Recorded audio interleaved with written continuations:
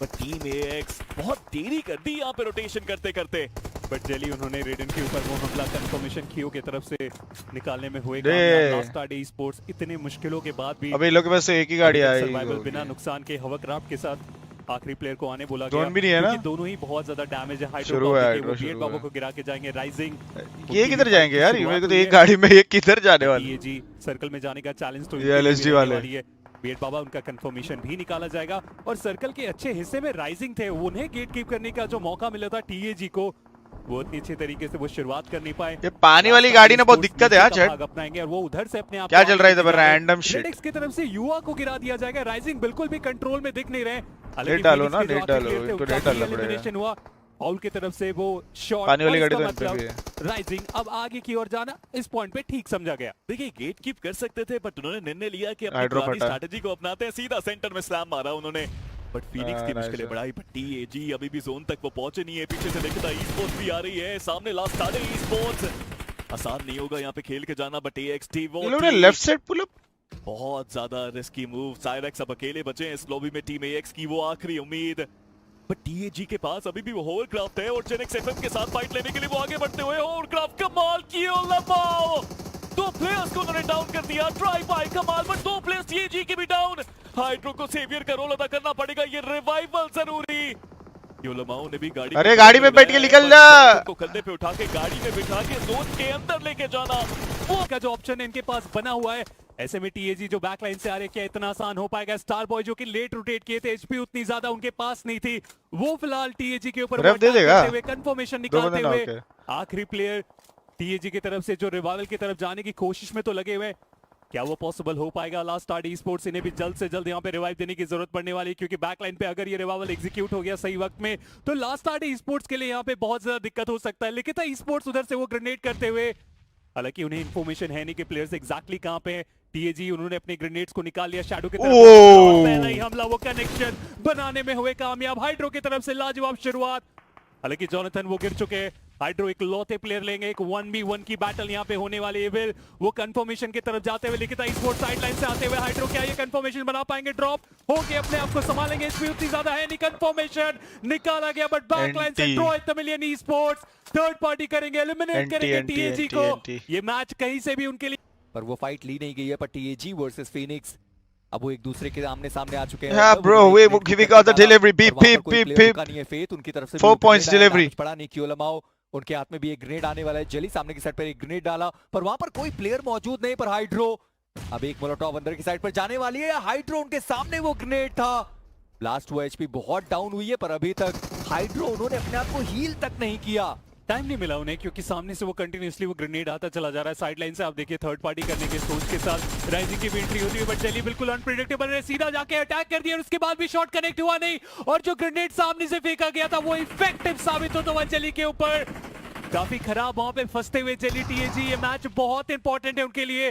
Points इतने ज्यादा नहीं आए इनके पास कि ये आसानी से रेलीगेट होने से अपने आप को बचा सके। हालांकि टीममेट का वहां पे साथ मिल चुका है। जो प्लेयर नॉक थे उनका कंफर्मेशन निकाला गया और आसानी से जेली को एक बार फिर से रिवाइवल वहां पे दे दिया जाने वाला है। फीनिक्स सामने से उनके प्लेयर्स भी जो गिरे हुए हैं उन्हें जल्द से जल्द वो रिवाइव देना चाहते हैं। जोनाथन अपने ग्रेनेड के साथ अच्छे तरीके से कुक किया गया लेकिन इन्फॉर्मेशन है नहीं कि एग्जैक्टली प्लेयर कहां पे है। बट अब फुटस्टेप के बाद मुझे लगता है इन्हें पता चल चुका होगा। थोड़ा और टाइम डिमांड करने की कोशिश और उसके बाद फाइट किया जाएगा। वेंजेंस उनको भी देख लिया गया पर जो दूसरे प्लेयर है उनको भी यहाँ पर डैमेज पड़ता हुआ कियोलमाओ सामने की साइड पर एक ग्रेनेड गया एक तो यहाँ पर डाउन हुए। जोनाथन वो सीधा फ्रैग कंफर्म करना चाहते हैं। 3 प्लेयर जो यहाँ पर फिनिश हुए टीएजी के द्वारा। सर्वाइवल में फोकस किया गया और अब हम आ चुके हैं फाइनल स्टेज की तरफ। अब तो जंप करने की जरूरत पड़ने वाली। व्हाइट टाइगर को आप देखिए वो शॉट लेते हुए जंप किए, कनेक्शन भी बनाया गया और इसके साथ एक्स का एलिमिनेशन हुआ। हालांकि व्हाइट टाइगर उनका भी बचना यहाँ से बहुत ज्यादा मुश्किल है। एक जोन वो सर्कल की तरफ आने की कोशिश में अब टीएजी के बहुत ज्यादा पास और इसी के कारण उनका भी एलिमिनेशन होता हुआ। इस सर्कल के श्रिंक के साथ मल्टीपल प्लेयर्स और टीम का एलिमिनेशन हुआ है। जेली वो फिनिशर निकालने में हुए हैं कामयाब कुछ हद तक बट बैकलाइन से रैपिड केओस ई-स्पोर्ट्स वो भी अपने 4 प्लेयर्स के साथ अटैक करने के लिए पूरे तरीके से तैयार हैं। पर आरसी उनके पास 3 ही प्लेयर है। रावण इस वक्त एक प्लेयर उनका पहले एलिमिनेट हो चुका था। एक और बढ़िया ग्रेनेड आता हो जोनाथन का। साइको दूसरे साइड पर डाउन हो चुके पर ध्रुव एचपी थोड़ी सी डाउन थी। बूस्टर्स आई होप उन्होंने वहां पर लगाए होंगे आरसी अपने 2 प्लेयर्स के साथ। पर जेली वो ग्रेनेड क्रॉस करके आगे की साइड पर गया भी नहीं। पर इन सब के बीच में राइजिंग, उनके एक प्लेयर हैं जो इस पूरे पासे को पलट सकते हैं। और ध्रुव सामने की साइड पर बैठा हुआ खिलाड़ी सामने की उनको स्पॉट किया गया, डैमेज देने की कोशिश करी गई, एक प्लेयर को डाउन कर गए, दूसरे प्लेयर की लमाओ वो भी डाउन हुए। और ध्रुव को आप देखिए वो मल्टीपल नॉक्स निकालते चले जा रहे हैं। टीए के लिए यहाँ से बच के निकल पाना बहुत ज्यादा मुश्किल। ये मैच जो उनके लिए चिकन डिनर आसानी से बन सकती थी वो अब बिल्कुल वन साइडेड। रैपिड की ऑसी स्पोर्ट बिल्कुल एक के बाद एक फिनिशर निकालते चले जा रहे हैं। जेली वो साइड लाइन पे इंतजार कर रहे हैं कि जो प्लेयर्स नॉक्ड है एटलीस्ट उन्हें रिवाइवल देने का एक मौका मिल सके, लेकिन इस फाइनल स्टेज में क्या ये पॉसिबल हो करके वो दिखा पाएंगे? फ्रैगर वो अभी भी रुके नहीं है, वो ग्रेनेड फेंकते चले जा रहे, कंफर्मेशन आते चले जा रहे। जेली एचपी उनकी उतनी ज्यादा भी इस पॉइंट पे बची हुई नहीं और फ्रैगर वो रुक नहीं रहे, वो सारे ग्रेनेड्स का इस्तेमाल करते हुए इस पॉइंट पे। ध्रुव उन्होंने भी काफी अच्छे तरीके से साथ दिया। टीएजी जो सोच रहे थे कि इस मैच में विनर विनर चिकन डिनर निकाला जाएगा वो यहाँ पे पॉसिबल निकालने में आरसी इन सब के बीच खिलाड़ी सामने की उनको स्पॉट किया गया, डैमेज देने की कोशिश करी गई, एक प्लेयर को डाउन कर गए, दूसरे प्लेयर की लमाओ वो भी डाउन हुए। और ध्रुव को आप देखिए वो मल्टीपल नॉक्स निकालते चले जा रहे हैं। टीए के लिए यहाँ से बच के निकल पाए। उनको प्रॉपर तरीके से निकालना चाहिए था, चारों प्लेयर्स उनको सरवाइव कर रहे थे।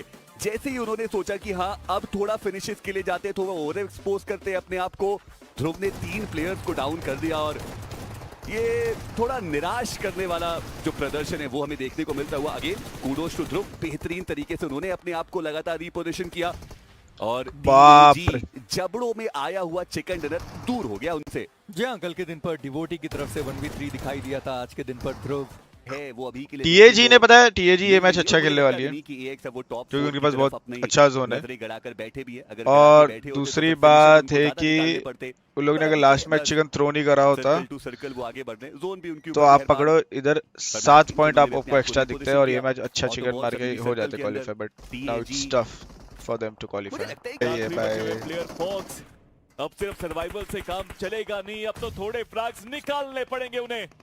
हाइड्रो ने वहां पे एक नॉक निकाला बट इंस्टेंट रिटेलिएशन भी आया। शैडो उन्होंने उनको डाउन किया, अरीब उन्होंने एडन को भी डाउन कर दिया। एक और फिनिश कंफर्मेशन ऑटोबॉट्स के पास और एक बार फिर से राइजिंग के राइज में एक बड़ा रोड़ा बन करके एक दूसरी टीम उभरती हुई नजर आ रही है। टीएजी वो भी आगे बढ़ने की कोशिश करे, जॉनसन उनको डाउन किया गया, क्योलमाओ बढ़िया ट्रेट उन्होंने वहां पर लिए और अभी भी जो रिवाइवल है वो काफी आसानी से पॉसिबल हो जाएगा। पर स्पीरो सच में मैं निराश हूं टीएजी से। आपको वो एक मौका तो खुद को देना चाहिए था कि हाँ आप स्टार्टिंग से थोड़ा अग्रेशन दिखा करके जाए, थोड़ा और ज्यादा फिनिश ओरिएंटेड खेले। नहीं है कास्टर और फैंस इतना हाई एक्सपेक्टेशन क्यों रखते नहीं लाइनअप से? देखो टू बी ऑनेस्ट डेमिन भाई there is nothing such as, अब वो मिथ है, आप ऐसे समझो वो मिथ है जो बोलते सिनर्जी में टाइम लग गया। देखो जो अच्छे टीम रहते हैं वो अच्छा खेल जाते हैं और जो नहीं अच्छा खेल रहे तुम फिर उसको 1 साल दे दो सिनर्जी बनाने, वो नहीं अच्छा खेलेगा। Synergy is a myth, is a myth, legit it's a myth. ओ देखो गया अरीब गया, कौन बोल रहा था कम पड़ जाएगा? कहानी के अंदर क्योंकि फोक्स को आगे बोला तो 56 भी पहुंचने को बहुत टाइम लगता है भाई। आरी भी गई देखो, अब हो गया थर्ड पे मैड किंग्स क्वालीफाई। इसी के साथ राइजिंग उनका भी भाई कास्टर्स कुछ भी बोलते रहते पता है। तो कांग्रेचुलेशंस। वैसे भी ट्रॉय तमिलियंस बहुत पीछे हैं, लास्ट आर्डे बहुत पीछे है, तो ऑटोबॉट्स हो अबे एक बंदे भाई कहां से उन लोग लाएंगे इतना? लेकिन अभी भी जो न्यू लाइनअप सेट हुई है थोड़ा तो टाइम लगता है बिल्डअप करने में भाई। देखो ऑरा से ऊपर निकल सकते हैं। I don't want to say anything but मुकाबले में लिखिता ई-स्पोर्ट्स ने निकाला बहुतों की न्यू टीम बन के भी वो लोग आके डोमिनेट करते हैं, समझ रहे हो आप? 4 और पॉइंट्स की आवश्यकता करके जा पाए तो एटलीस्ट वो इंटेंट दिखता है न्यू टीम में ना कि वो डिसेंट खेल रहे हैं। राउंड 4 के पास आपको पहुंचना है, अपना एरिया थोड़ा आगे बढ़ने की कोशिश है। स्पेरोस को भी स्प्रे डाउन करते हुए जॉनसन वहां पे डाउन हुए। स्पाइकांत लिखता ई-स्पोर्ट्स 1 पॉइंट और उन्होंने कमाया इस फाइट में। क्या वो एक चिकन डिनर निकाल सकते हैं? क्या वो चेंज कर सकते हैं इस गेम को? टीएजी वो भी एक चिकन डिनर की करीब बढ़ते हुए। हाइड्रो रॉकेट बॉल तो कोचे वो जंप शॉट देना चाहते थे बट वो नेट बिल्कुल परफेक्टली कुक जीमो की तरफ से आया, बट चली वो नेट सबसे जरूरी साबित हुआ उनके लिए। तो प्लेयर्स को उन्होंने डाउन किया और टीएजी अब एक चिकन डिनर की तरफ बढ़ते हुए। पर लिखिता ई-स्पोर्ट्स क्या उन्होंने इनफ पॉइंट्स निकाल दिए? सवाल वही है, अभी भी और पॉइंट्स की आवश्यकता है। डेनियल वो बचते हैं एकमात्र खिलाड़ी और पीछे से जो ब्लू का प्रेशर है वो भी उनके ऊपर आएगा। ट्रॉय तमिलियन के हेड पर और he is the last man standing और जेली वो आगे बढ़ के उनसे फाइट लेते हुए नहीं हुआ आई गेस। एक बढ़िया चिकन डिनर इन लोग ने वो वाला चिकन नहीं थ्रो करना था। प्लेसमेंट पॉइंट्स भी हमें उनके पास जाते हुए नजर आएंगे पूरे 10, पर वही है कि थोड़ा 49 पॉइंट्स। और देखो जो ओवरऑल स्टैंडिंग वहां पर देखेंगे लिखिता वो कितने पॉइंट लेकर गई है और टीएजी हाँ। सेकंड डिनर के बाद वो वो तो कहां नहीं तक हुए। पहुंचे। और अगर मैं गलत नहीं तो शायद टीएजी टाई किससे टाई हुआ भाई? ऑटोबोट्स ऑटोबोट्स है 53 पे, फोर्थ पे। में देख सकते थे 53 पे ऑटोबोट्स है। जरूर खुश हैं, पर स्पीरो देखिए राइजिंग एक बार फिर से वो टीम इतना करीब आई पर फिर से चूक गए।